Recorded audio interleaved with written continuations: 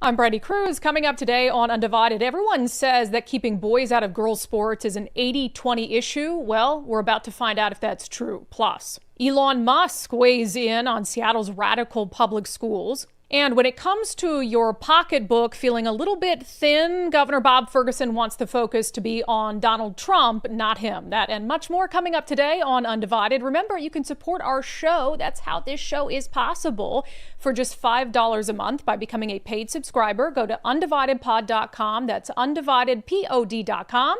And just click on the banner that says support the show.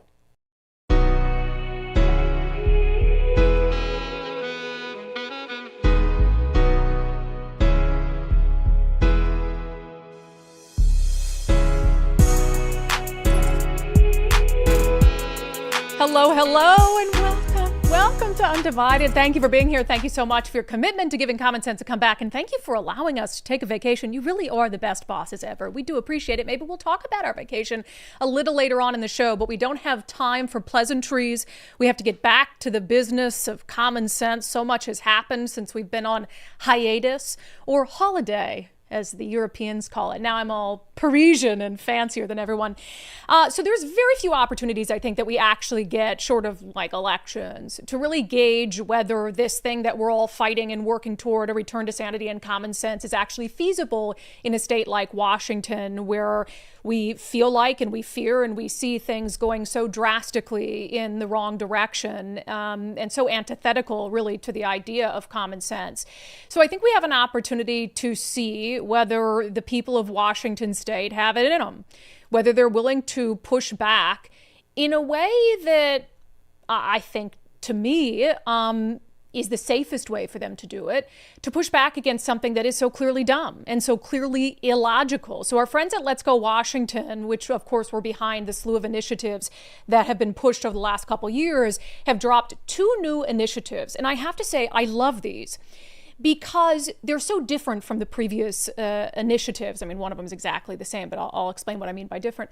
So conservatives for a long time in states like Washington or on the West Coast have, I think, shied away from culture war issues, because they're thinking, gosh, we're in the minority and we're trying to get people in the middle. And so we don't want to wade into what can be very controversial topics. We'll stick to like the kitchen table, economic issues, public safety, etc. This doesn't do that. And I think it's time for something like this. So the first of these 2 initiatives, which is 638, it's technically the full is IL 26-638. It is going to gauge whether keeping biological boys out of girls' sports is actually an 80-20 issue. I think it's more than that. I've said this a lot. If privately polled, I think the people of this country, 95% of them would say, no, we should not allow boys to participate against girls at any level. But specifically, I think in high school, when you have, such a huge difference biologically, and then you get into, competitive sports and the NCAA and the Olympics, like by no means should we allow a man to compete against a woman. But here we're talking about high school sports in Washington state, and that's what this initiative would do. It would prohibit students it defines as biologically male from competing with or against female students in interscholastic activities that are intended for female students only. This is the epitome of common sense. And I've tried to get away from and push people away from painting this as a culture war issue, because it's not. To me, it really is a litmus test of whether you have good plain common sense or you don't, whether you're able to see things logically and speak simple truths, and not bend, in a state that wants to say, we follow the science, and then wants to allow people to change the gender on their birth certificate. Like, that's not scientific. You can't just become, no matter how many surgeries you have, no matter how you want to dress, you can't just become a different gender. And so this, to me, a few things. This, to me, is going to be a gauge on whether Washington state is salvageable. If Let's Go Washington cannot get enough signatures on this to qualify it, to send it to the legislature, I don't know if Washington state is salvageable, because it's such a common sense thing. The other thing this is going to gauge is whether people in Olympia, elected leaders, actually work for you, whether they work for themselves and their political party and their cronies in places like the teachers union. I feel like we already know the answer to that based on history, but this is an initiative to the legislature. I don't feel very strongly about that.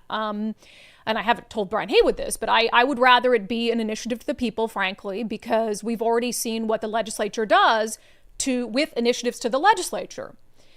They will pass them, and then they'll come around and they'll gut them. And so to me, send it to the people, send it to the ballot. I know it's a little more difficult to qualify in that way, but let people in Washington state actually say, oh no, we want boys to compete against girls.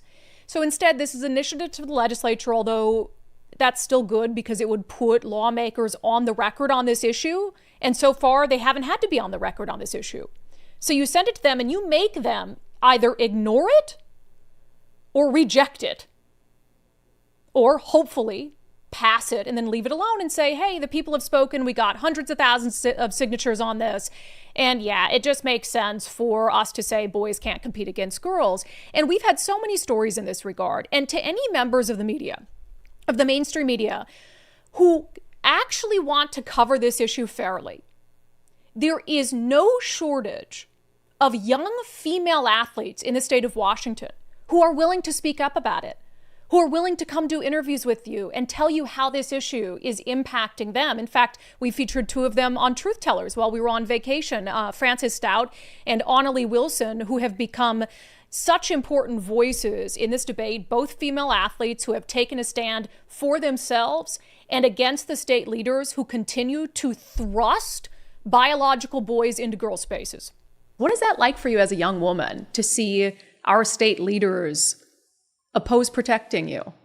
It's frustrating, and it just feels like totally like what about us? Like, I get you're trying to help them, but you're ignoring a whole other group. I do have an issue with our state school superintendent, Kruse.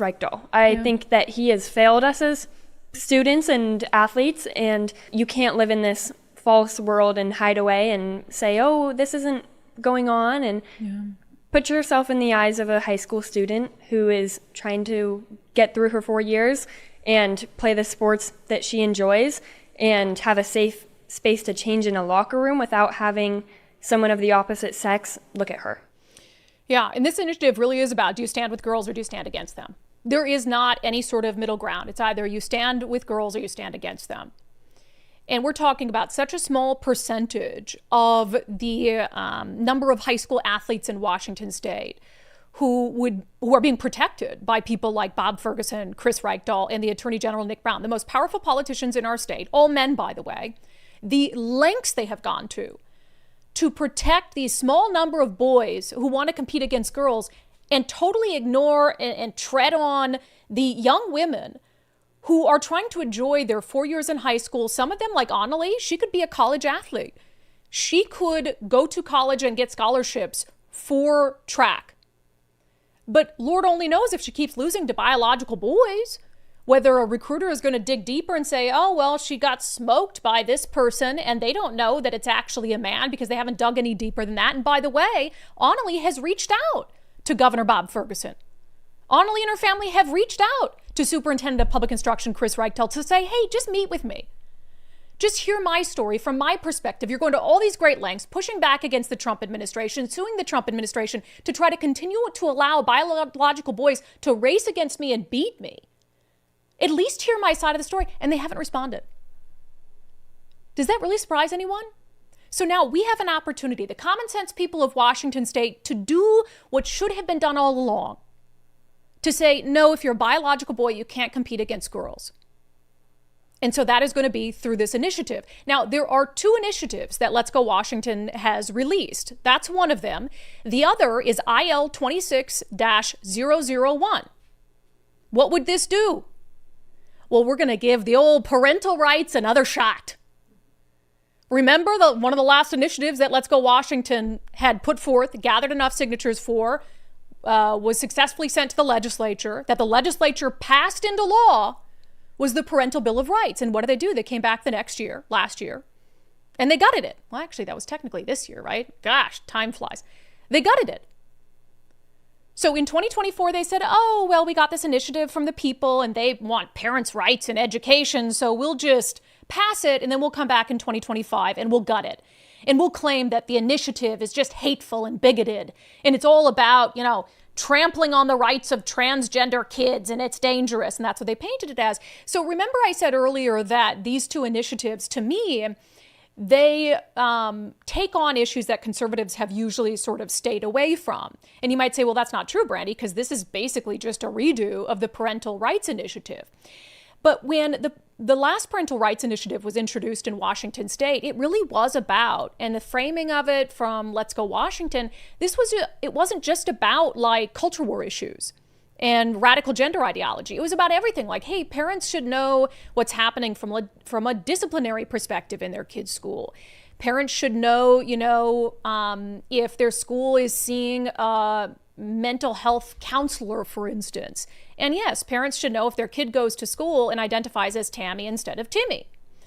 But then what happened as that first initiative was being debated is the left turned it into, oh, this is about anti-LGBTQ. This is about transphobia and all of this. So this is Let's Go Washington saying, we don't care if you want to call us transphobes. We're going to continue to say and to believe that parents are the primary stakeholders in their kids' lives, and they have a right to know what's going on with their kids in school. And so I'm so happy that Let's Go Washington is not going to just back away from this and let it go, because the left has painted it as, if you support this, you're a transphobe. Because I think too often conservatives and moderate people have just scurried whenever anyone wants to throw a scary label at them. And Let's Go Washington is saying, we're not scurrying. As parents, we're not going to be painted as transphobes because we want to know what's happening with our kids. So IL 26001 would say, okay, let's reinstate the Parental Bill of Rights as it was in the form it was initially sent to the legislature the first time we tried this, before they went back and upended it. So a couple things on these initiatives before I get to what the Superintendent of Public Instruction has to say about them, which is just beyond horrific. If you've signed previous Let's Go Washington initiatives, you're probably going to get a mailer with forms to fill out for this one. So I wouldn't worry too much for now, because that's really the route that they're going, is instead of saying they're still going to have them available, to gather signatures out in the public at places. But they've really streamlined this process. If you sign the last ones, I guarantee you Let's Go Washington is going to put some of these initiatives in a nice envelope for you, and they're going to send it to you with a prepaid thing that you can send it back. So they're going to make this as easy as possible. It's your job when you get them to call your neighbors, call your friends, post on your community pages saying, hey, I have a copy of these initiatives. I'll come to you. I'll help you sign it. Come over to my house. You can sign it, whatever it is. So I don't think it's going to be particularly difficult to get one of these in front of you for you to be able to sign. The other question, of course, is in the eventuality that these get sent to the legislature. I think Let's Go Washington is so good at this by now. They're going to be able to get these qualified to send them to the legislature. The question is, what is the legislature going to do? Are they going to do what they did last time and, we'll pass these and then we'll come back and we'll just gut them the next year? I don't know if it's that simple with the boys and girls sports thing, because then they have to go on the record either supporting a ban on boys and girls sports or opposing it. And I think that's a much more precarious position, because this is a black and white issue. The Parental Bill of Rights is a little more complex, is a little more convoluted. They were able to spin a tale and gaslight voters into believing that upending it was righteous. But this is like either you want dudes to play against girls or you don't. So I don't see how it's not going to be as easy to gaslight voters on this issue, as long as the media is doing its job, right? So this is the beginning of what will be an experiment in figuring out whether Washington is salvageable through these two issues. If voters aren't willing to sign this in great enough numbers to say, hey, let's send this to the legislature to keep boys out of girls' sports, I don't know if Washington state is salvageable. And then in reinstating the Parental Bill of Rights, if the legislature once again gives a big middle finger to parents and says, we know better than you and we're going to tell you that again, I don't know if Washington state is salvageable. So at least at the end of this, however it shakes out, we'll know whether the state it can be saved. And I think that there's some power in that, right? So what did Kruse Reichdahl, the superintendent of public instruction, have to say? We have a ton on education today, by the way, just nuts stuff. I can't get over this statement. It's so bad. It's so bad. I'm going to read the whole thing. These initiatives sound like a conflict between the interests of a millionaire initiative writer and the members of our legislature who are elected to represent Washington's needs and adopt our state laws.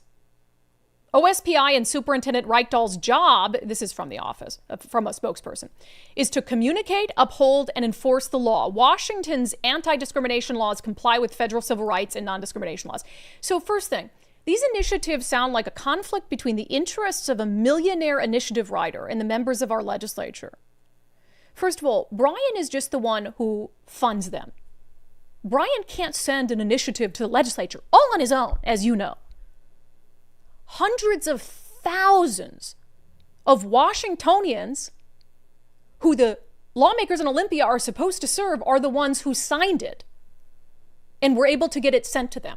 Hundreds of thousands of Washingtonians from all sides of the political spectrum last time said, yeah, we want parental rights in education. We want to know what's happening with our kids at school. And then these lawmakers who we're supposed to believe are representing the interests of the voters said, nah, screw you. So they're going to use the same tactic they did last time. It's all about, rich man bad. Rich man bad, forget about the hundreds of thousands of Washington voters who agree with him and who signed this and who want this, left, right, and center, rich man bad. So it just shows how disconnected they are. And his office wants to say, this is about, the people who are elected to represent Washington's needs in the legislature and adopt state laws. Well, part of that job is listening to voters who you agree with and who you disagree with. Part of that job is hearing feedback from constituents, right? Is it not? And I can't think of a more powerful form of feedback than the initiative and referendum process, which is the most direct, concrete way that Washingtonians can tell lawmakers in Olympia that they like or don't like something that they're doing. And they don't care. They just dismiss that as, no. Just, it's a recommendation. Driven by some rich man. It's insane to me. And it shows that Kruse Reichdahl shouldn't be anywhere near state government, let alone in a position like his, where he's supposed to be working collaboratively with parents to make sure that their children get the best possible education. I will say it. I think he hates families that are conservative. I think he actually hates and despises. And this is all the social media posts he puts out on his personal Facebook in this regard. I think he actually hates and despises and looks down on families that don't agree with his politics and thinks you are less than. I can say that just definitively. So the statement goes on to say, states are permitted to provide greater protections for students than what is required by federal minimum standards, and Washington's laws fit squarely within the scope of what is allowed by federal law. OSPI will enforce our current laws as we are required to do in a constitutional democracy until Congress, the legislature, or voters change the law and or federal courts invalidate Washington state's laws. Do they really lack that much self-awareness? He says, we'll do this until voters tell us otherwise. Voters literally told you otherwise. And what did you do? You gave them a big middle finger. When it came to the Parental Bill of Rights, voters literally told you otherwise. And you all passed it and then came and upended it. So no, you're going to do whatever you want to do until something forces you, whether it's losing elections or whether it's the federal government, sues you and wins, or withholding federal funds. You're going to do what you want to do until you can't anymore.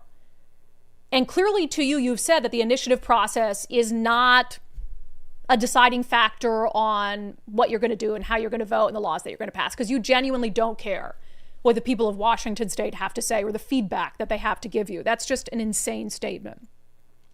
So we have a lot, I think, that's going to happen in the months ahead with these initiatives and how quickly they're able to gather signatures and what's going to happen when the legislative session begins. Again, I feel very confident that they'll get enough signatures to send these to the legislature. And so January is going to be crazy because these are two huge issues that are going to get a lot of attention when lawmakers have to decide, do we pass these initiatives or do we ignore them, right? But there is an increasing focus on what's happening in public schools in places like Washington state that continue to push these radical ideologies, that continued to ignore this huge subset of parents and families, and girls in the issue of boys and girls sports. You have like tens of thousands of young girls who are impacted by that, and maybe like 5 boys who want to be girls, and we already see what side Washington state leaders want to take. And then at the same time, the educational outcomes are not there. And I think more parents are starting to notice that hey, you might have parents that are progressive, but then they see that their kids aren't getting a good education, and they're bothered by that. So they might not be bothered by radical gender ideology being pushed on their kids because they love that, but when it comes to their kids not getting a quality education and our schools' academic achievement just down in the gutter, then they start to wake up. And so, and again, there's a lot of national attention on this. I was gone when we were on vacation. I had we got this tip on this reminder that the Seattle Public School District sent out to parents. And I thought, of course, I do this on vacation. I was like, I don't want to, kids are back in school. I don't want to hold this until we get back. And so I pushed it out publicly. And wow, did that take off. So Seattle Public Schools sent out this opt-out request for LGBTQ inclusive instruction. And it was kind of a reminder to parents as the new school year begins, hey, there are some things that you can opt out of and some things that you are prohibited from opting out of, which is crazy, by the way. Parents should be able to opt their child out of anything. Anything. I don't care if you're a parent and you don't want your kid to learn about, like, I don't know, what is some stupid math equation? Like division. Yeah. Maybe sure. you're just, Maybe you have algebra. something against algebra. Yeah. And you're like, my kid's not taking that. I think as a parent, you should be able to do that. Yeah. I really do. So when it comes to radical gender ideology, absolutely, you should be able to opt your child out of that. But Seattle Public Schools says, no, you can't. This is crazy. It says Seattle Public Schools works to provide a wide range of educational opportunities that reflect who students are, help them build empathy for others, and prepare them to be compassionate citizens of a diverse and changing world, which isn't the job of public schools, by the way. It is not the job of a public school to build empathy for others, to prepare kids to be compassionate citizens of a diverse and changing world. No, that's a family's job. Your job is to educate them. So let's start there. It says there is no option to opt students out of learning about particular identities or groups of people. This guidance is reinforced by OSPI, State Superintendent's Office, the policies of other major urban districts, including the states of California and New York, and the outcomes of federal cases around the country. We celebrate all students in SPS. So it's saying that you can't just opt your child out of lessons involving LGBTQ themes. So like, let's say that there's a book about, a kid who is a boy but wants to be a girl, and it's going to be read in class. You can't opt your child out of that. Pride Month stuff, can't opt your child out of it. You're not allowed to opt your child about learning about particular identities or groups of people in the Seattle Public School District, the largest school district in the state. So regardless of what your beliefs are and biology, what biology says, if your child is in the Seattle Public School District, your child is going to learn that a boy can poof become a girl, or a girl can poof become a boy, or a girl can be a boy and a girl, depending on the day. And they're saying you can't opt your kid out of that. How crazy is that? So I pushed that out. And if we can go to the Elon Musk thing. So I'm on vacation and Elon Musk shares it. And I was like, oh man, terrible time to be on vacation. My first Elon Musk retweet, by the way. I'm shocked it took so long. But I'm glad it was about something like this because it needs all possible attention and a ton of others. I mean, it's had like millions and millions of views and Ted Kruse pointing it out as well. And to me, I know that Seattle's progressive. I know a lot of parents don't care if their kid is taught like their boy can be a girl, their girl can be a boy. But I also think there's a big chunk, even in a city like Seattle, of parents who are going to take umbrage with the idea that they're being told by a public school district they fund with their taxpayer dollars that they cannot, as parents, opt their child out of something. Anything, really. And I do think that a lot of Seattle public school parents are going to have a problem with that and do indeed have a problem with that. So Elon Musk sends it out, Ted Kruse sends it out, and we're on vacation. And so some of our friends in the media are, our actual friends in the media who actually do journalism are out there trying to get responses. And Ori Hoffman gets a response from the Seattle Public School District that just infuriated me. He says, in response to the backlash from the revelation that parents cannot opt out of LGBTQ material at Seattle Public Schools in violation of a Supreme Court ruling, the district claimed the screenshot of their website was misinformation and falsely claimed families can always opt their child out of sexual health education. So in response to this going viral on the internet, and what I shared was a screenshot of the Seattle Public School District's own website. And I even put a link to the full website in there because I love you to have as much access to, information that hasn't been touched by other people. And they came out and said, well, that's misinformation. Parents can always opt their child out of sexual health education. And what they're doing there is gaslighting. What they're doing there is playing with words. What they're doing there is hoping that you'll hear, oh, misinformation. Parents can always opt their child out and you won't dig any further. So what they're referencing, the same website, has two sections. What you cannot opt your child out of, and yes, what you can opt your child out of. And so in that same website, which again, I provided a link to, it says sexual health education versus LGBTQ inclusive instruction. It says parents are their children's most important teachers. Yeah, right. You don't believe that. We encourage students to talk with their families about cultural values and topics like growth and development, gender and relationships. And it says that, so it has that whole section on LGBTQ inclusive instruction. There's no opt-out option for that. But it does say sexual health education, you can opt your kid out. If you ever want to opt your child out of sex ed, you can do that. And so that would include, because we know that the sex ed lessons in not only Seattle Public Schools, but across the state, we know that they're just dripping with radical gender ideology. So yes, you can opt your kid out of that at any time, for any reason, even if it's not about like the gender part of it. And that's what SPS focused on. Oh no, what is Brandi and Elon Musk talking about? Of course you can opt your kids out of sex ed.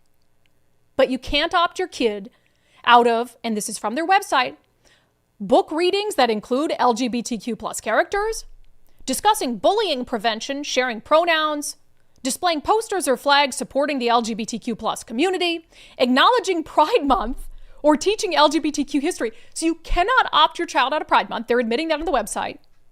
You can't opt your child out of learning about terms like transgender or gender identity for the purpose of increasing kindness. So no, if it's anything outside of sex ed, you cannot opt your child out of it in the Seattle Public School District. That's not misinformation. That's from their own website. So just two examples. And the reason why, when I had posted this thing that Elon Musk shared, I was reposting this story that Libs of TikTok had shared, where it was about a Washington State kindergarten sex ed class. So this is an example of something that you could opt your child out of. It's insane that it's actually happening, but this is a kindergarten sex ed class in the state of Washington. The objective of it, it's called the Gender Jamboree Lesson, taught to kindergartners, okay? The objective, kids can identify their own gender and name at least 3 gender identities. And the key message of this lesson, some people are boys, some people are girls, some people are both, and some people are neither.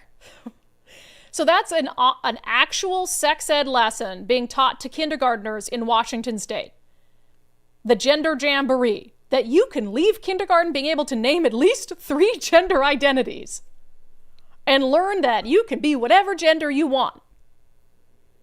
So if you're a parent, yes, you can opt your child out of crazy sex ed lessons like that.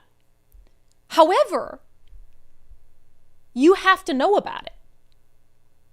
So remember, we did a story on the gender wheel that was taught to, I think, 4th or 5th graders in the Olympia School District. And a representative from Planned Parenthood came in and taught kids using this weird wheel that was kind of orchestrated like a game, that gender is alive and changing all the time, and that if you want, you can identify as a trans femme tree. And the issue here is that parents had no idea that their kids were going to be taught about this and have this weird sex ed lesson from the Planned Parenthood. So how do you opt your child out of something you don't even know about? You can't. You can be mad about it after the fact, as some Olympia parents were. But the Seattle Public School District wants to act like, oh, no, you can opt your kid out of sex ed stuff. Well, that's assuming that the parent knows and that they've had ample notice, because I think the Seattle Public School District requires 30 days in order to opt your child out. So did they tell parents about it? Do parents know what the curriculum is actually going to be? And then, of course, sex ed is totally different from the other wackadoo stuff that is being taught about LGBTQ plus stuff in our public schools. We've covered so much of this.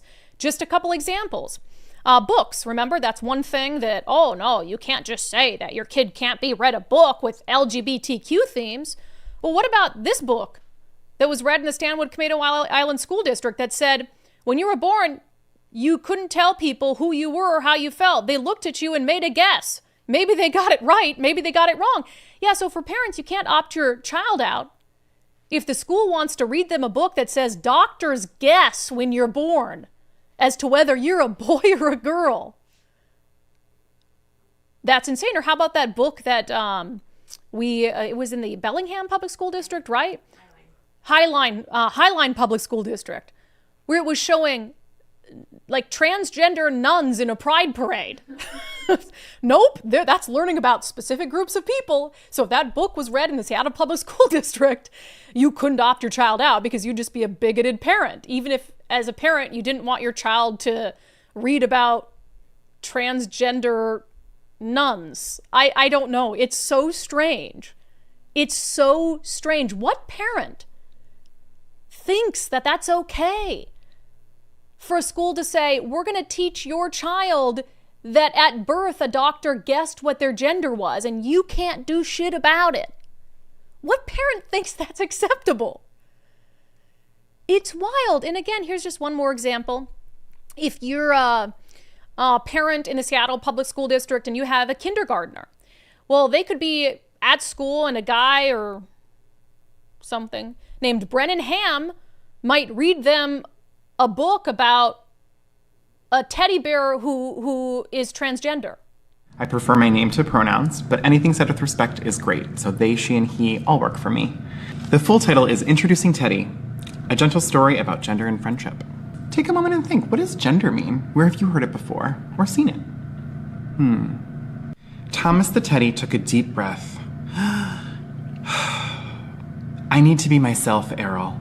In my heart, I've always known that I'm a girl Teddy, not a boy Teddy. I wish my name was Tilly, not Thomas. What courage. That was my soul dying. That's the sound of my soul dying. And in the Seattle Public School District, that's considered LGBTQ inclusive instruction. And you cannot opt your child out of it. If that doesn't get parents riled up, what will? And now, thanks to Let's Go Washington, you have another opportunity to tell the legislature, hey, parents are the primary stakeholders in their kids' lives.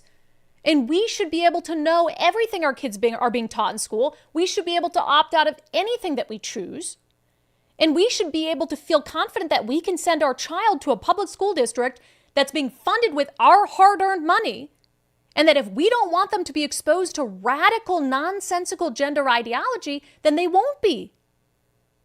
That's at the core of this fundamentally. And again, get the gender stuff out of it. Anything apparent. Parents should be able to opt their child out of anything. And look, should there be some rules? Like if you're a parent, you're like, I don't want my kid learning algebra, which I don't think you have parents who would do something like that. Then yeah, maybe you have a requirement. Okay, well, they have to have something that's similar to that so they can pass their exams. And so you have to teach them something at home, whatever it is. But parents pay for public schools. The people who run our public schools work for us. Parents should be able to decide what their kids learn and if they don't want their kids to be exposed to a certain lesson. That is not controversial stuff. So we now have another opportunity to tell lawmakers in Olympia that through one of these new initiatives from Let's Go Washington. And I will also say, All of this has again gotten the attention of the federal government. So Harmeet Dillon, who's the Assistant Attorney General for Civil Rights at the U.S. Department of Justice, had shared Ted Kruse's post about my post and said, this is FAFO territory where I live. Oh, love that, girl. Love that. So she pointed out what a lot of people have pointed out is the United States Supreme Court has already ruled on this. Remember, we talked about it, Mahmoud et al. Versus Taylor. So this was the case out of, was it Maine? I think Maryland, where you had parents of multiple religious backgrounds, including a Muslim parent, who sued the state of Maryland and said we should be able to opt our child out of anything involving radical gender ideology. Say Christian parent, Muslim parent, and the United States Supreme Court agreed.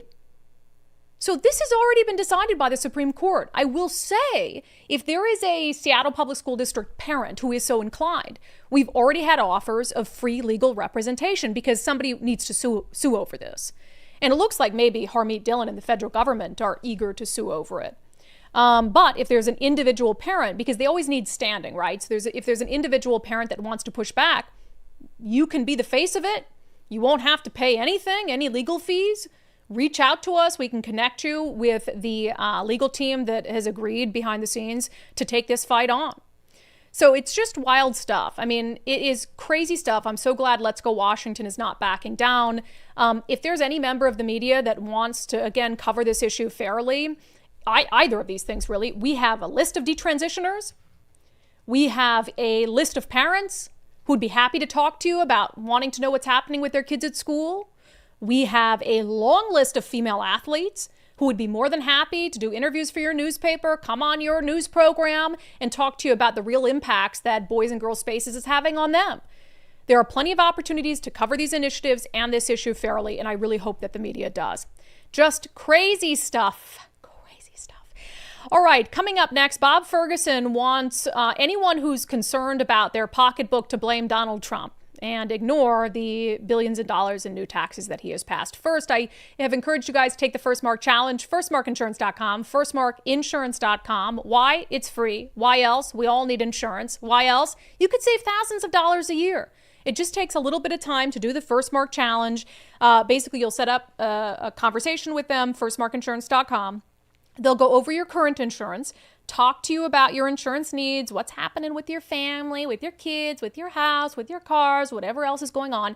They'll go out, they'll shop their market of carriers, and they'll come back with their recommendations. And we hear from undivided viewers and listeners all the time who took the First Mark Challenge, are now members of the First Mark family, and are saving a ton of money. Lisa in Grays Harbor County says that they were able to save nearly 50% a year on their rates for their small business, which is awesome because as a small business owner myself, First Mark Insurance was also able to help me save money on my business insurance. Daryl says that First Mark saved them $400 over their current insurance. And he says, and that was scheduled to go up even more. So if you want to save some money, make sure you have the best possible insurance for your family. Give First Mark a call. Firstmarkinsurance.com, firstmarkinsurance.com. The very best part is they work for you, not the insurance company. So they're always going to have your best interests in mind. All right, fear-mongering over Donald Trump is what Governor Bob Ferguson does best. And I will say, he's fairly skilled at it.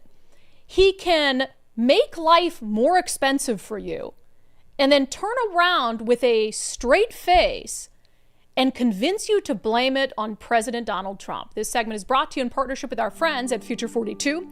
Turn your frustration into action at future42.org. Make sure you sign up for their newsletter while you're there to be alerted to opportunities to do just that. So this is not the first time that Governor Bob Ferguson has done this. You'll remember when President Donald Trump came out and initially was announcing these widespread threats of tariffs, that Bob Ferguson was at the port of Seattle with all the cranes and stuff and all that behind him, and like, this is going to destroy our economy, and I'm going to always stand up for businesses. And that was weeks after he signed $9.5 billion in new taxes, the largest tax increase in state history, into law, much of those taxes on the backs of who? Business owners in the state of Washington. And so we already called him out for that at the time. And I was so disappointed, not surprised, but at that press conference, the reporters that were there didn't even point out the hypocrisy. Like, hey, man, I know you're worried about how tariffs will impact businesses, which is, okay to be worried about. But what about the $9.5 billion in new taxes that you just passed? Can you explain? Because it seems like you're also hurting businesses. So he's at it again. He had a press conference again about tariffs and the impacts on families and businesses. And here's a little bit of what he said the impact of all of it could be. But just to give you a sense of scale, if you spend $200 a week on your groceries, you'll be spending an extra $128 per month on those groceries as a result of these tariffs. We also predict a 7% spike in the cost of clothes and shoes in the next year, a 14% increase in natural gas prices, which of course push up utility bills, and an increase of 25% in the cost of used cars. No matter how much the president wants us to believe that foreign countries bear the cost of these tariffs, that's simply not true. Multiple studies make... No shame. Sorry, that's all right. That's my fault. No shame. I accidentally cut that off early. Sorry. I was done listening to him anyway. Okay, well, it he was says all it's going to be your nonsense. fault. It's all nonsense. My finger got a little jumpy Can there. you imagine being willing to, with such ease, say something like that? Just got a 6 cent per gallon increase in the gas tax. Have the Climate Commitment Act, which has increased our gas prices astronomically, which of course increases things like the cost of food. And what else does it increase? The cost of energy. And he's here talking about your energy prices at your home are going to go up because of Donald Trump and his tariffs. You think Bob Ferguson spoke out one time as Attorney General about the impact of the Climate Commitment Act and the climate policies the state was pushing down that do nothing for our environment, literally nothing, that have driven up the cost of gas, the cost of food, the cost of heating your home?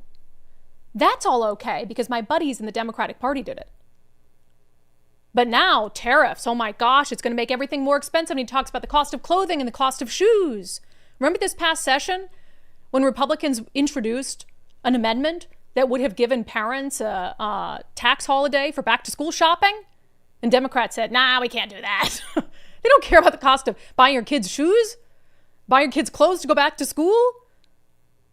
They only care about it if they can blame increased costs on Donald Trump. And I've said this before, that I'm okay with talking about the impacts of tariffs. I think it would be silly not to talk about the impacts of tariffs. For a long time, Republicans have been very critical of tariffs as a tool.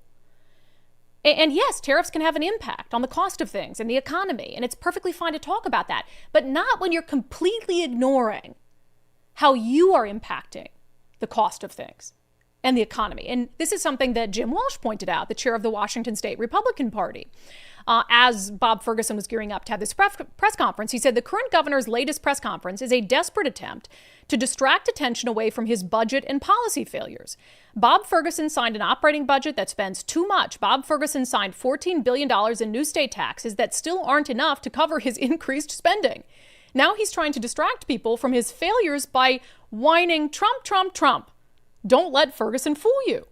And that's exactly what he's doing. So thank God, I think this was a reporter from the Center Square. Yeah. And Carlene. And she asks Bob Ferguson at the press conference about what Jim Walsh said. And his response is infuriating. The state's GOP chairman just putting out a statement. Obviously, this should be good. This should be good. This should be always entertaining. Yeah, what has he got?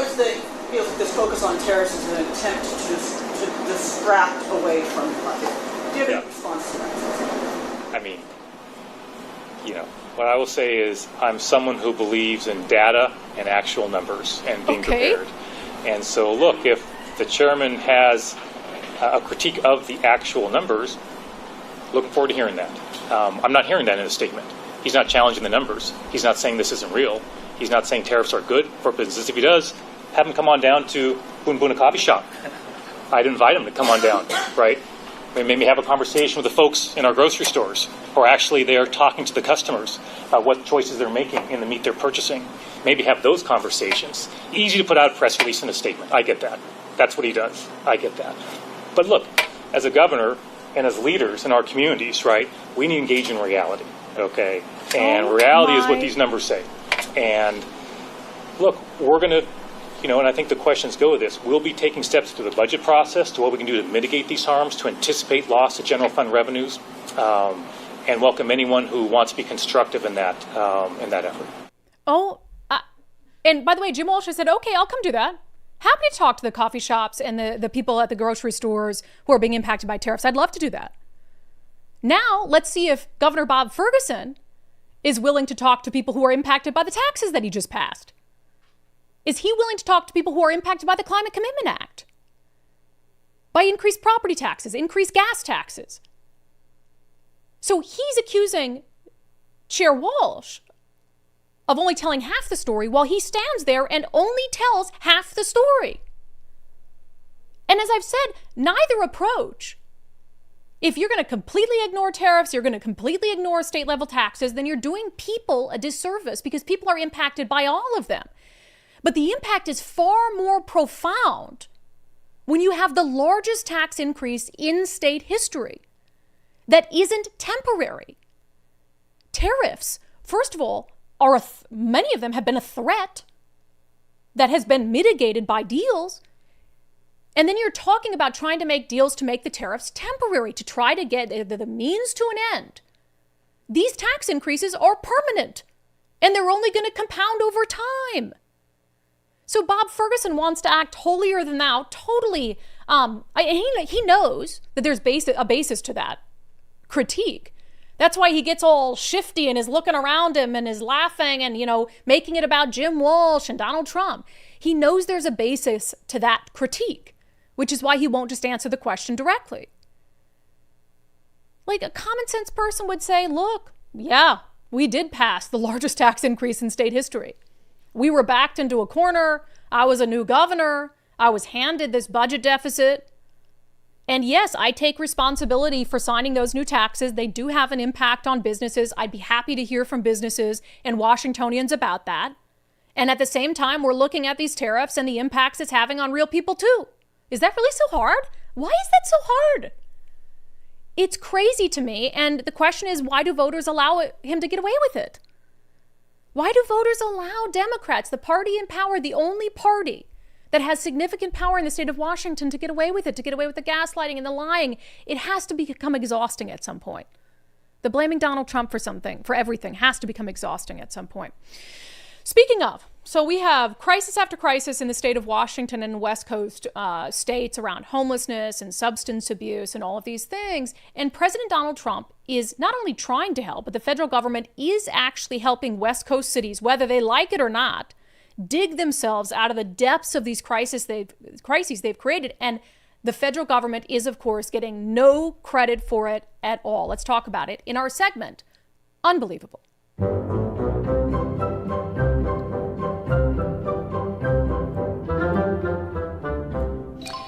Boop. Okay, so I was in Europe, as you guys know, and I will say, before I went to Europe, I was warned repeatedly from friends that are Democrats and Republicans. Politics didn't even factor into it. That, Paris is a crap hole. Like, Paris is horrible. It's not safe. You're going to get pickpocketed. You got to be really careful. To the point where I was the least excited about Paris of any place I went on our European trip. We went to London and then Amsterdam and then Paris. And I had been told so many horrible things about Paris that my expectations were very low when I went there. And maybe because they were so low, I was so pleasantly surprised by Paris. And we went and we stayed in a really touristy area. And I've got some pictures here I could show you. We stayed in a really touristy area. And yes, did I go to the slums of Paris? No. But we were off the beaten path a little bit. We went, to some markets where would I have gotten out of the car and walked around? No, because they probably would have tried to steal something from me. So we went through some shady areas in Paris. But I will tell you, the entire time we were there, despite all of the words of caution that had been given to me by my friends who are progressives and yes, friends who are Republican, I did not see one street in Paris, one street that was worse than 3rd and Pine in Seattle. I did not see one street that was as bad as 12th and Jackson in Seattle. And I sure as hell did not see any single street that was as bad as the Tenderloin in San Francisco. And I thought about this as I was on my flight home and I saw this video that was put out by our friend JJ Smith. And it was just the latest video he had taken in the Tenderloin district in San Francisco. Nicole, do you have this? And it was apocalyptic. No, that's not slow motion. Those are people who are leaned over from fentanyl.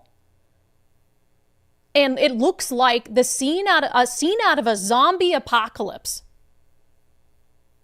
I didn't see anything even remotely close to that anywhere I went in Europe, for all the talk about how bad Paris and other places have gotten. And it really made me think, like, we talk down to all these other areas and all these other countries. And frankly, you know, I was even in Mexico City not all that long ago. And there are some slums in Mexico City that will make you grateful to be an American. But I still didn't see depths of suffering like that. And so you would think, like, Seattle's supposed to be a world-class city. San Francisco at some point was a world-class city. You know, Oregon, Portland, they're supposed to be these cool places. You would think that they would do anything in their power to fix that.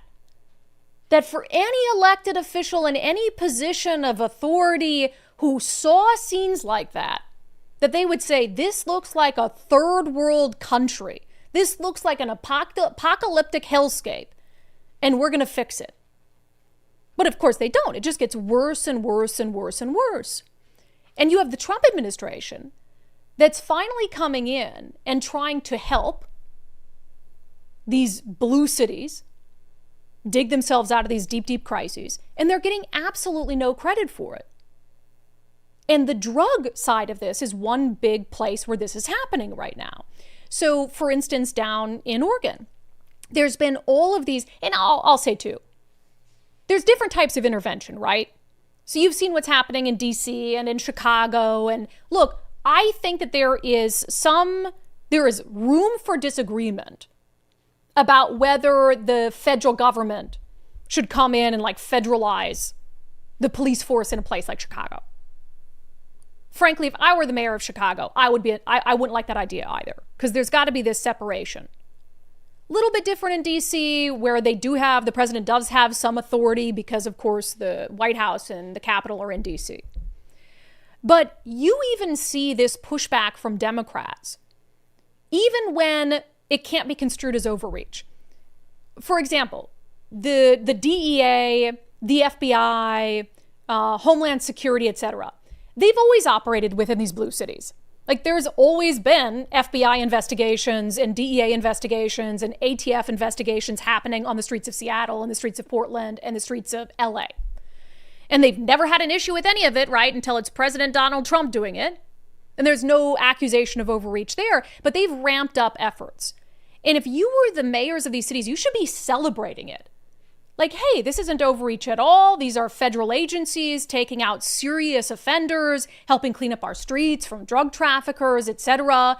They should be able to celebrate it, but they absolutely can't. They just cannot bring themselves to do it. For instance, there's been a couple big drug busts all up and down the West Coast. This one was in Oregon, the United States Attorney's Office for the District of Oregon. Mexican national unlawfully residing in Oregon faces federal charges for trafficking large quantities of fentanyl and heroin.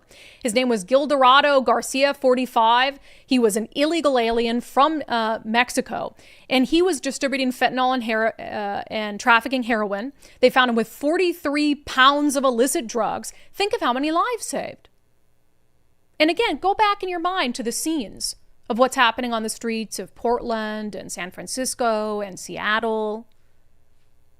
And this should be all over the news. Like, hey, illegal from Mexico was responsible for contributing to the suffering that we're seeing. Here's another bust.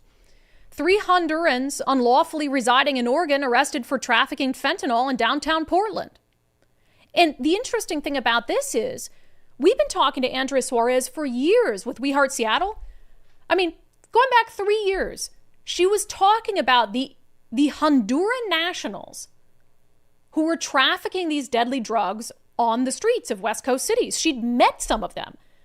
Hondurans in the United States illegally, trafficking drugs that are killing American citizens and creating these horrific scenes in once great cities. So it's been known for years that illegals from countries like Honduras and Mexico were contributing to our drug crisis. And now the Trump administration is coming in and they're removing them from the country. And there's no celebration. Why? Oh, because that's immigration enforcement. Oh, and we can't celebrate the federal government arresting illegals even if they're selling deadly drugs. It's wild. FBI Director Kash Patel had this long post where he was focused specifically on the work that FBI Portland has been doing, and it's phenomenal.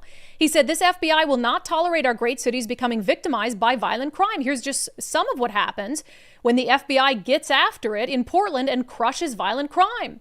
They said just in recent days, seizure of 1,200 grams of fentanyl, 9.5 pounds of meth, $40,000 in currency from the illicit drug trade. They arrested someone who was a Mexican national in the U.S. illegally, arrested 2 subjects and seized 6.6 ounces of fentanyl powder. Both suspects were Honduran nationals in the U.S. illegally. They made 1 arrest for assault on a federal officer during protests at the ICE facility. FBI's threat assessment group partnered with police to immediately address an incident where a Portland resident posted a threat to commit a shooting at a local church. So they're in there and they're doing all of this work in the city of Portland.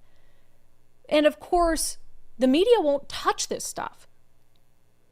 And you don't see any of these Democratic leaders coming out with any degree of nuance and saying, hey, we're proud to partner with the federal government on this stuff. We don't support some of their other immigration enforcement, but if they want to get drug dealers, drug traffickers, human traffickers off our streets, arms dealers, by all means, Donald Trump, come do it. No, they won't touch it. And I mentioned this before we left on vacation. There was that massive drug bust with the DEA in Seattle with the help of ICE. And it was also done in concert with the Seattle Police Department. But remember I mentioned that the Seattle Police Department didn't come to the press conference? And I said, I guarantee that's because some of the people arrested were in the country illegally and they didn't want to be seen as helping the Trump administration get illegals off the street, even if those illegals are trafficking drugs. Our friend Jason Rantz at SeattleRed.com came out with this story about that bust. Accused drug dealer was deported 4 times. So one of the guys, the drug dealers arrested in that major operation that Seattle PD's leadership didn't want to be seen as being part of, he'd been arrested and deported 4 times. And so he came back into the U.S. illegally a 5th time. His name was Aubryn Daenerys Hernandez Velasquez, an illegal from Mexico, an extensive criminal record, including 3 convictions for drug trafficking, 4 illegal entries, and a recent arrest for unlawful possession of a firearm. And he gets caught up in this drug operation, arrested for a 5th time. And the media isn't covering it at all. And they'll cover the drug bust, but they won't say, oh, and one of the main dealers as part of the drug bust has come into the country illegally 5 times, has drug trafficking convictions, and was arrested for unlawful possession of a firearm. They won't do it because they don't want the public to know that some of these people who are here illegally are very bad people, very dangerous human beings, because it goes against their entire narrative. They would rather protect those criminals and perpetrate hoaxes than dare speak the truth about what's happening with the crime crisis. For instance, another story where we're gone, this whole firefighter hoax. The media hasn't learned its lesson on this by now. So you probably saw these headlines everywhere. This is from the Associated Press. 2 firefighters battling Washington state wildfire arrested by Border Patrol. And I'll even admit, I saw that and I'm like, okay, Trump took it a little too far this time. I mean, look at that picture. They made it seem like ICE went out to the front lines of a raging wildfire and scooped 2 guys off the fire lines because they were just in the country illegally. And to this day, you go back and that's what a lot of the headlines suggest. No, it turns out that this was a contract. These were people working for a contractor that was under investigation by the federal government for wrongdoing. And while they were carrying out that very legitimate investigation into this contractor, They found out that there were 2 individuals who were working for the contractor who were in the country illegally, and one of them, Jose Burton Kruse Estrada, is a convicted meth dealer who's had an order of removal from the country for 10 years. And they weren't even actively fighting the wildfire, by the way, because that contractor was about to have its license pulled. The federal government's no longer even allowing them to work on the fires. So not quite the story of them going out and, oh my gosh, these heroes battling a wildfire, torn off the front lines by ice. No, they were hanging out around about to get their contract pulled by the federal government as part of a different investigation. And they found out, oh, dude Jose here, he's a convicted drug trafficker who should have been out of the country 10 years ago. But do you think the media is going to come out and correct the narrative that they spun to make everyone hate Donald Trump and hate ICE enforcement? And say, hey, this is great because we're trying to solve our drug crisis. So every time we can get convicted drug traffickers off the streets, that's a good thing. No, they can't do it. They absolutely just are incapable of doing it.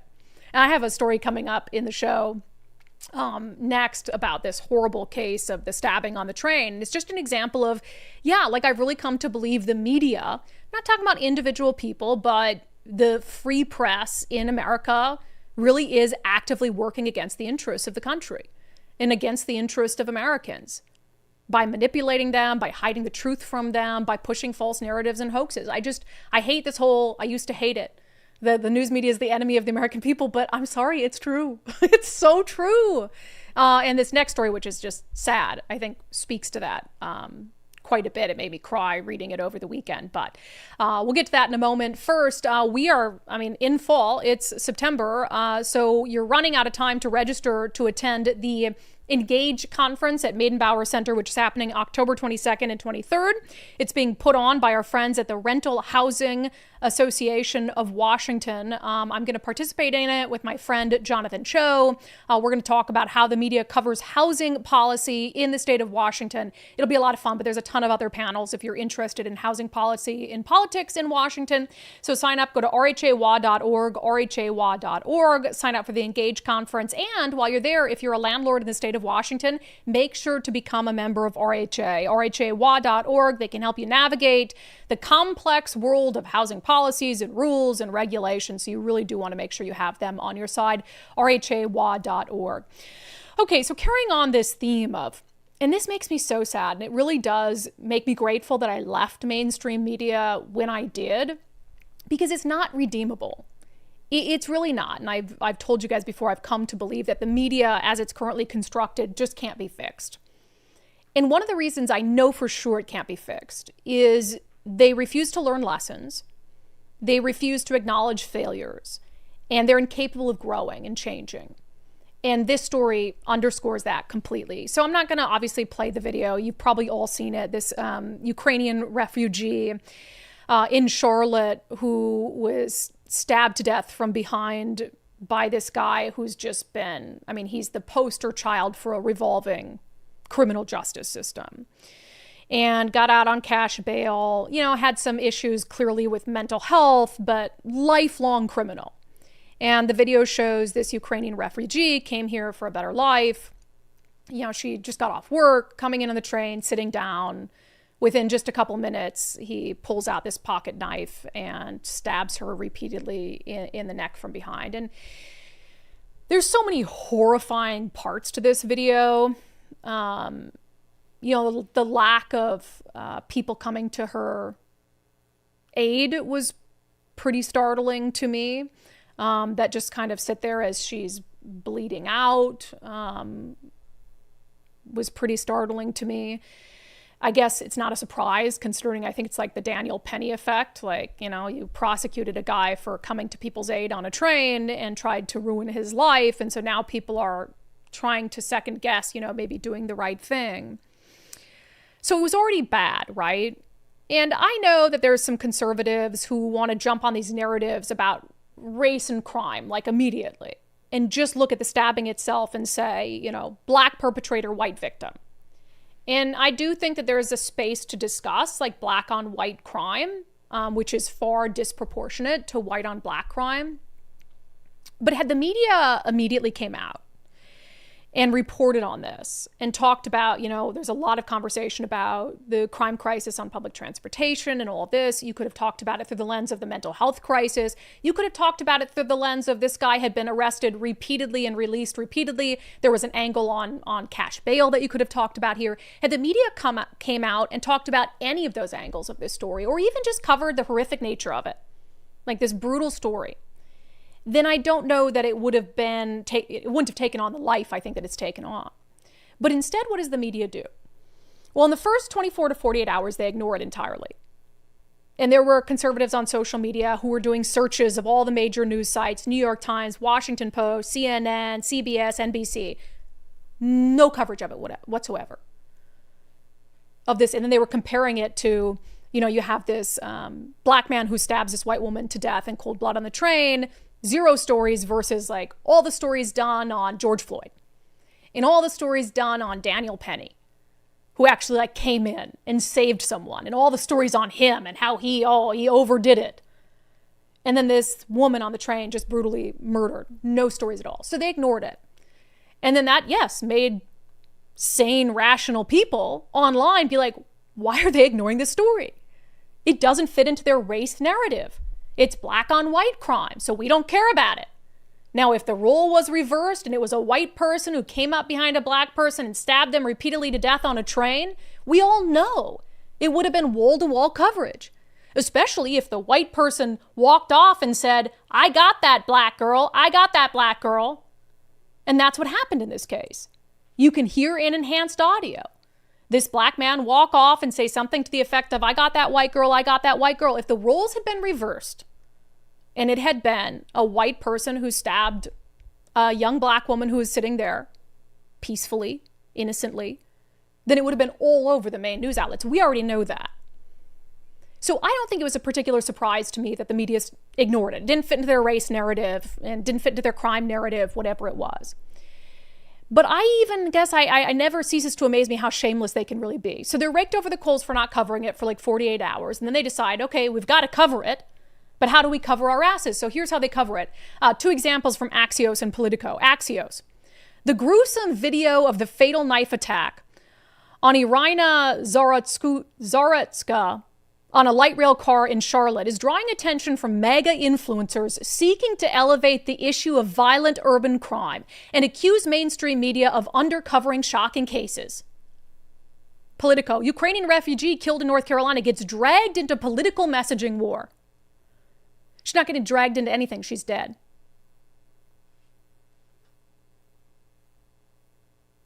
The only thing she's getting dragged into is an early grave. So now they'll cover it, but only through the lens of, oh, look at MAGA making a big deal out of this because the perpetrator's black and the victim is white. Shameless. Disgusting.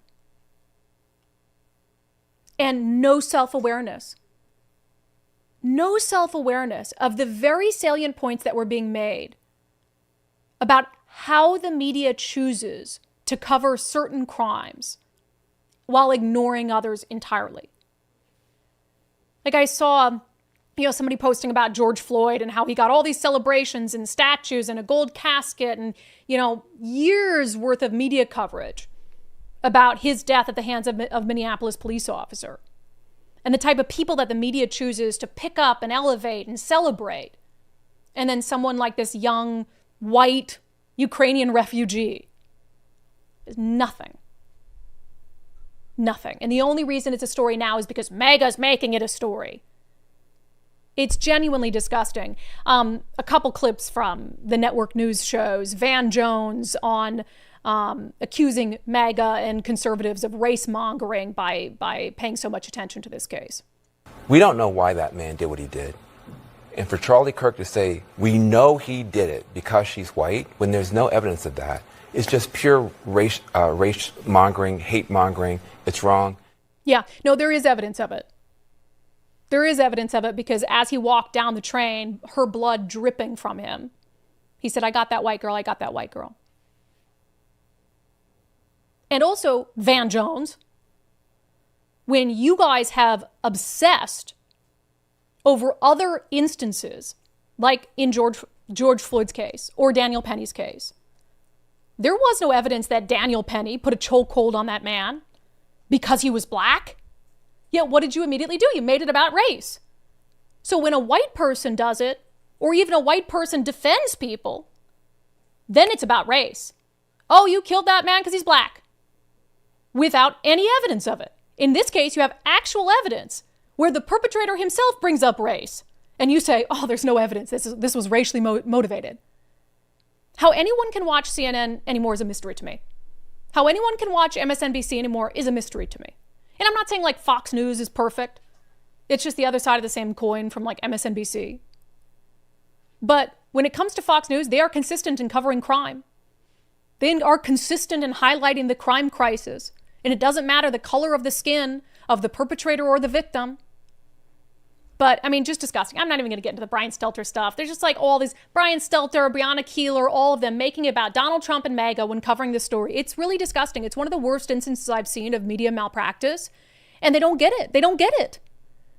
None of them. Like, they're not capable of having a moment of self-reflection to say, okay, why didn't we cover this? Why didn't we cover this for 48 hours? And when we did cover it, why did we make it a political angle? You know, why not just cover what happened? Why didn't we cover the angle of this guy being in and out of the criminal justice system or cash bail? When you're not capable, as a member of the media, of correcting yourself, of being introspective, you can't be effective and you can't be trusted. And so, yeah, I mean, people want to say they're the enemy of the American people. Maybe that sounds a little harsh, but I think the media is responsible for a great deal of the shortcomings of this country. The media is complicit in a great deal of what's wrong with this country. You can look at that in Washington State, with the homeless crisis and the drug crisis if you want. You can look at it in Chicago with the crime crisis. If the media was doing its job every single day and holding powerful people accountable, we wouldn't have crises that get to those levels because they would have been fixed a long time ago because politicians don't want to lose their jobs. So if the media was holding politicians accountable, that would lead citizens to hold politicians accountable, and they wouldn't just be satisfied with these crises that we've had that have gotten worse and worse and worse over the years. So the media, yeah, in a lot of ways, it is the enemy of the American people.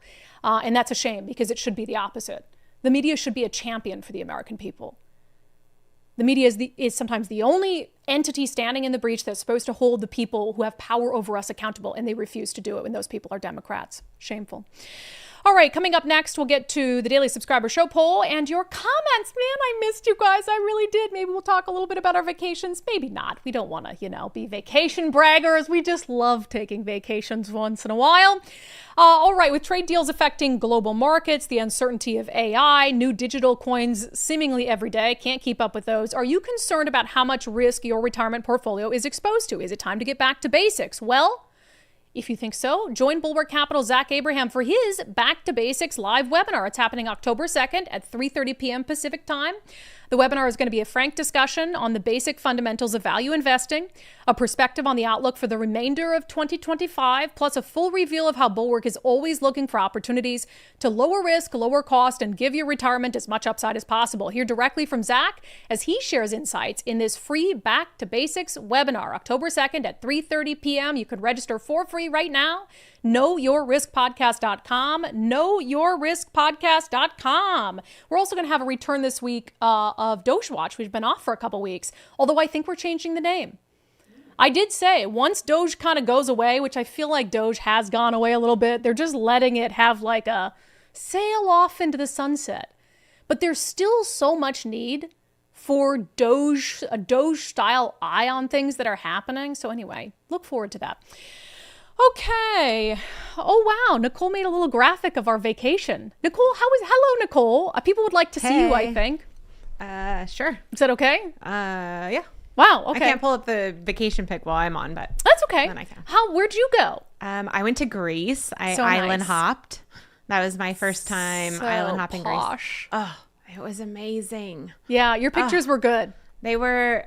It actually exceeded my expectations. Mm-hmm. I knew I was going to love it, but it exceeded those expectations. All the people were so nice. Oh my God, all the cats. I saw Nicole took a million pictures of cats. There were cats everywhere. But you know what? People are so nice to them. Everybody asked me how many cats I was bringing home with me. And I was like, oh, no, these cats have it made. These cats do not want to come home with me. Everybody feeds them. The locals take care of them. They take them to get help if they need help. They feed them. Oh, it's just beautiful. And like you were saying with the crime on the streets and stuff, I mean, there was some graffiti on like the nicest buildings, the beautiful buildings. There was some Antifa and some, Hamas crap and stuff like that. But for the most part, I mean, they really keep things clean, especially on the islands. Athens there was a couple streets we went down in Athens that were a little questionable, but for the most part, they really take care of their stuff. And even the ruins are, I guess, just the older buildings really that are, considered ancient, but they're all dilapidated. And I mean, there's the obvious ruins that are ancient, but just the older buildings that they don't allow anybody to touch. So it's like nice building, dilapidated, but still like nobody touches it. Everybody leaves it alone. They're like, that's old, so we just leave it alone. It's amazing. Oh, I do love that. I love beautiful. It. Anyway. We won't bother people too much with our vacation. You can show a pic, though. I know Miranda was on vacation. You don't want to hear about my year. Everyone's been to the places I've been in Europe. I think you went to some great shows. We did. We went. Oh, I'll tell you a story about boobs if you want to hear it. We went our last night in Paris. We went to Moulin Rouge. Yes. And it was just a boob show. It was like, oh my gosh, you get out there and then they just rip off their clothes. And there was this mom who brought her 14 and 15-year-old kids and they were right by the stage with us. This kid was front and center in the middle of the stage. He's 14 years old and all of a sudden he's surrounded by boobs. And I was like, this kid is having the time of his life. Absolutely. I'm sure there's a warning at the beginning. I'm he was sure online. Parents knew it was coming. It was just a lot of boobs. But I went to a gay naked beach. I mean, there were some definite nude beaches, and you never know what you're going to get. I think at some point it was, just gay. Now it doesn't matter. Everybody's invited, and but there were definitely some nude beaches and some people that, I appreciate that they don't care. And that they're very comfortable in their own skin. You want to go to the nude beach, go to the nude beach, but not when it's in the middle of the city of Seattle and people have to watch people M-baiting all over the beach, pleasuring themselves. That was disturbing. But we had a good time. My mom, it was a great retirement trip for her and stuff, so we appreciate you guys letting us go. I did a little business while I was there. I had high tea in London with Andy No. Andy, of course, wrote Unmasked, literally the book about Antifa, and had covered Antifa so long in Portland that he had to flee essentially and live in London. And so Andy and I had high tea, I know, but it was just so great. And we talked about how Antifa is there and infiltrating things and back here and stuff. All right, we'll save the subscriber show poll for after comments. Let's do comments first and just a little change today. On the new Let's Go Washington initiatives, Rick says, I guess I can stay on for this then. My grandpa used to tell me stories of scavenging for food and survival during the Great Depression. He'd lose his mind today if he knew a central issue is confusion over one's gender. Oh, there's no confusion, Rick. There's no confusion. Necro Two Shoes, liberals see these truth teller interviews and the first thing they think is they need preschool gender books. Truth Tellers was great this time. I hope you guys have caught up on all the Truth Tellers interviews. I love the one with John Popola that we aired on Sundays with subscribers. So we'll be putting out clips and stuff of all of them. But some really cool info in there. Yeah. and give us feedback on, we do Truth Tellers whenever we have an extended vacation. We do 2 vacations a year, one kind of around this time, and then we'll do one the last 2 weeks of the year. So we'll probably do Truth Tellers again. So if you have any feedback, guests you'd like to hear from, we'd love to hear from you. Matthew Wyleeki. I love the climate story. Dr. Wyleeki, the Arizona record temperature because of a jet plane. Look for that story. It's good. It was good. Denise Young, is there going to be a place where we can go to sign these initiatives? So go to letsgowad.com, I think it is, letsgowad.com, and they'll have all the information on there. But again, I think you'll probably be mailed one if you signed the others. On Elon retweeting me, which was so nice. My phone starts blowing up. Elon retweeted you. Elon retweeted you. And I'm on vacation. I'm like, why did I post this one thing while I was on vacation? But I'm glad I did. Yeah. Requiem Delta. So even Muslim families cannot opt out of LGBTQ instruction. Nope. Not if they're in the city of Seattle. They can't. And they need to start speaking up if that bothers them. Cry Rimir says, best advertisement for homeschooling I've ever seen. Yes. Yeah. Absolutely. Everything that comes out of Seattle Public Schools right now. It's just crazy. Just a picture of Chris Reichdahl That's your advertisement for homeschooling right now. What a sanctimonious prick. Kathleen Brose. I mean, he really is. He Him really and is. Ferguson. I expect this Marxist legislature will try to pass a law outlawing homeschooling or send CPS to their homes to make sure parents adhere to the state's approved curriculum. Oh, I wouldn't put it past. If we somehow manage to get school choice in this state, I wouldn't put it past them to pass a law that says, as part of homeschooling, you have to teach radical gender ideology and have some sort of method to prove that you're doing it. It's just wild. On Ferguson attacking Trump's tariffs, but ignoring his own taxes, Rob's Pierre can't balance a budget, but there's always money to fight the Cheeto. Always money to fight the Cheeto.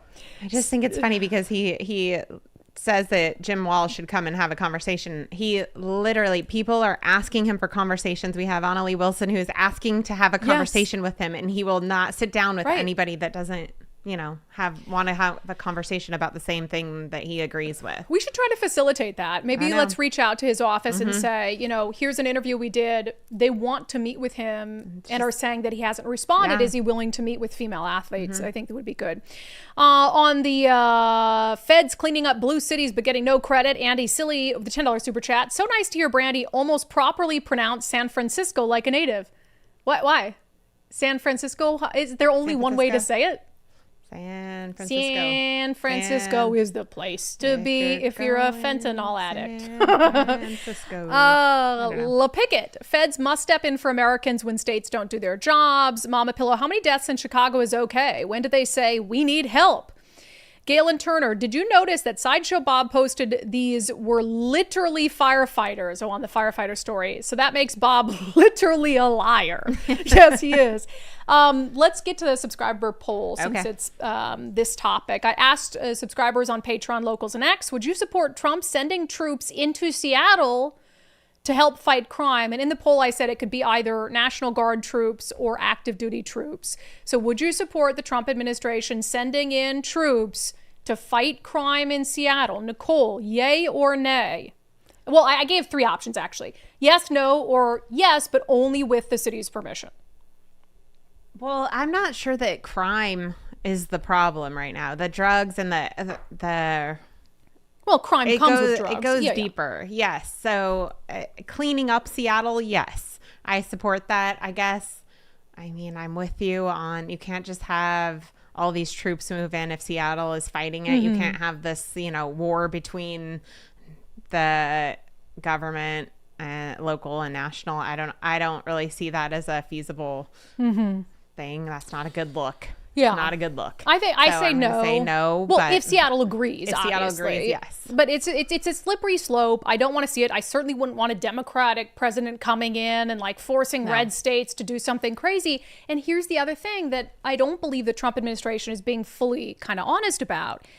There are a lot of methods, as we discussed on the show today, for them to help fight crime in these cities that aren't coming in and sending troops or whatever it is. Like I said, the FBI, the DEA, the ATF, they've worked hand in hand with local law enforcement for years on some of these major investigations, and they continue to do so. So just continue to ramp that up.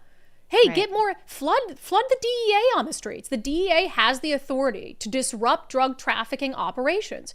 There's nothing stopping them from doing that today.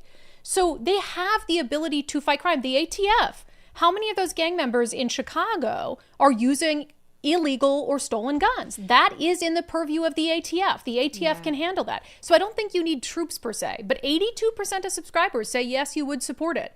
12% said, yeah, I guess, but only with the city's permission. I do see a danger to it as well. I was talking to somebody from Chicago that I met on my trip in Greece, and he said he was very liberal. His girlfriend was quite conservative, and he said, though, if Trump sends them in, there will be bloodshed on both sides, and so it will be a war between the gangs. Like those people that are killing people in Chicago will have no issue with killing Trump's people. But they're killing cops too. I mean, they've killed Chicago police officers. Well, the cops kind of they do, but those people have kind of been hands off, right? So the city of Chicago. So what this guy is telling me is that the cops just kind of let them do their thing. Yeah. They kill each other off, right? So that's why there's so many deaths every weekend, is because they're kind of killing each other off. So they just kind of let them do their thing and they stay out of it. If Trump's people come in and start getting involved in that, there's going to be officers that die. And so that's what he said. He said there will be people that die, and that would be sad. So obviously. Yeah, I agree. It can't be a reason not to do it, though. I mean, you know, we can't, for instance, cops put themselves in harm's way every single day when they do their jobs. And if they were to say, well, if our life is in danger, then we're not going to do it, then we would have no cops. I'm just saying, but if Trump goes in unwelcome and unwanted and immediately his guys are killed, but that's not going to go well.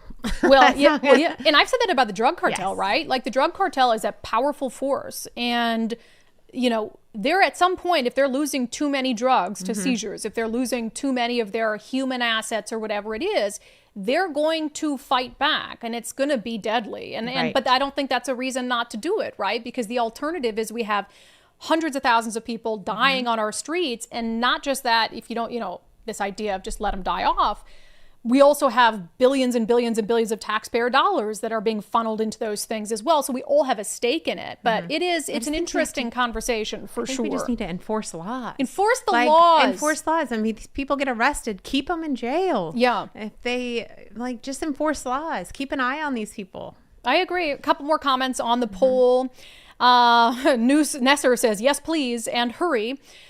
Chris, some level of government should be responsible when the locals blatantly disregard the law. And I think that is a question about how bad does it have to get? But I always say, like, the voters vote for those people who allow it to be this cesspool of crime and violence. What's frustrating is for the voters who didn't vote for it, right? Even though we're in the minority, you know, who's watching out for us? Because they're not. Right. We're being victimized. Our tax dollars are going to, you know, nothingness for the homeless and drug crisis. So who has our back? That is the frustrating thing. All right, back to viewer comments on other topics. On the media ignoring the Charlotte attack, then blaming MAGA. Lawley says judges need to be held accountable. He never should have been out. Hello, Watermelon. Dems can't decide who they care about most, Ukrainian refugees or career criminals. Oh, they can. They care about the career criminals. Let's see, a couple other super chats. Moon Goddess, welcome home, Brandi and Miranda, and Nicole. Thank you. And Miranda's actually at my house right now in the comments. So she's still technically here. She goes back tomorrow. Your mom posted a picture of them on a walk with your dogs. Yeah, they walked my dogs this morning. I missed my dogs so much on vacation, I will say. President America, thoughts on latest developing news in Congress? I don't know what developing news you're talking about. There's so much. What's the latest developing news in Congress? I don't know. You know, let me look into that. Yeah. And get back to you tomorrow for sure. I'm not sure which developing news you're talking about. All right, we'll get to our closing sanity check. Thank you, Nicole. Yeah. Next, but first, if you're trying to sell your home, reach out to our friend Wes Jones at sellwithwes.com. You know, I had this person email me who didn't reach out to Wes Jones, used somebody else that their friend used as a real estate agent, and then when that went terribly south, then they reached out to Wes Jones. They were like, man, I should have reached out to Wes Jones to begin with. I know. I don't give you guys bad advice, okay? I only give you good advice. So reach out to our friend Wes Jones, sellwithwes.com, sellwithwes.com. Wes can give you a good layout of what the market is doing right now. He's been in this industry for a long time in Washington State. He knows, I mean, down to the neighborhoods very, very well and how they perform. And, you know, one of the things he's noticing right now is homes are sitting on the market longer. For a long time, that was not the case. You know, you didn't have to do much work at all and they'd get snatched up. So it's a different thought process when you have a market doing what it's doing right now. And so Wes is going to walk you through all of that, explain his strategy, how he's going to go about it, and really look at you as a teammate in trying to make sure that your house gets sold as quick as possible and for the highest possible price, which is what everyone wants. So he's going to walk with you every step of the way. So start by going to sellwithwes.com, use their home value calculator, totally free. You can figure out, get a kind of an estimate on how much your home is worth. It might be worth more than you think. And then Wes will give you a free market analysis and you can go from there. So sellwithwes.com, it really just is a better way to sell your home. And with that, let's get to our closing sanity check. You know, I always get bummed. So first of all, I can't talk when I come back from vacation. I can't talk good. Well, you did pretty well today. I come back from, no, I was all over the place today. Total rambling There was a couple mess. words. There was one word you I said apologize. that I was like, wow, that was an interesting slur of words. I apologize. Whenever I come back from vacation, I always forget how to do my job. So, a little rusty. But I'm missing one full day of sleep because we the time difference. So I decided to stay up on the airplane. I left Paris at 5:30 p.m. and I arrived here at 5:30 p.m. So missing a whole day of sleep, basically. A day just evaporated into nothingness, so I can't talk good today, and I do apologize for that. But I always, on vacation, when we miss little things, I know Nicole and I both have news FOMO, so little things were happening, and so I just wanted to play this. President Donald Trump says he's paying attention to what's happening in Portland. Of course, there's been this ongoing occupation outside the ICE facility, and he has Antifa's number. These are paid terrorists, okay? These are paid agitators. These are professional. I watched that last night. I'm very good at this stuff. These are paid agitators. They get paid money by radical left groups, not radical right groups, radical left groups.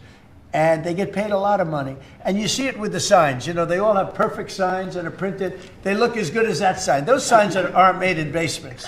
They're made at professional printing offices, and they cost a lot of money. These are paid agitators, and they're very dangerous for our country. And when we go there, if we go to Portland, we're going to wipe them out. They're going to be gone, and they're going to be gone fast. They won't even stand the fight. They will not stay there. They've ruined that city. I have people that used to live in Portland. They've left. Most of them have left. But what they've done to that place is it's like living in hell.